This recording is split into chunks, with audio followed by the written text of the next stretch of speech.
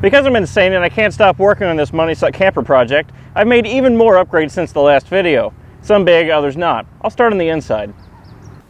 I've added these much smaller and less bright warm lights on either side of the camper because sometimes you don't want it in full daylight mode like it is now. One for each side. I made the discovery that flooded deep cycle batteries have a tendency to release fumes like hydrogen when they're charging, so I replaced mine with this absorbed glass mat battery. It's still 100 amp hours, the exact same size as the old one. And finally I added this small 12 volt power outlet and USB charger for charging my phone. The big obvious stuff happened on the outside, like the replacement of the rear siding with this PVC coated aluminum instead of the corrugated PVC that's on the sides and was on the rear. I did that because I needed a flush mounting surface for this AC and the vent and anything else I may want to mount to the outside wall in the future. Now it may look a little bit uglier than it did, that's kind of an impressive feat, but this thing wasn't going to win any beauty contests anyway, let's be honest.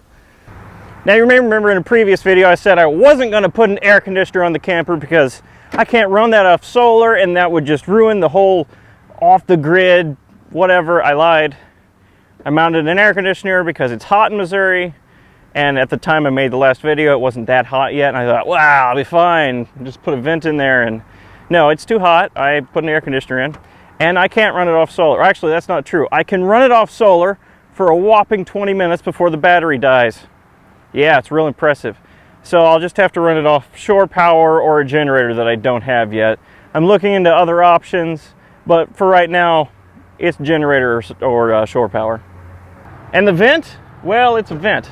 It's designed to be mounted on the roof, but I mount it on the wall because I'm a rebel without a flat roof line to flush mount things to.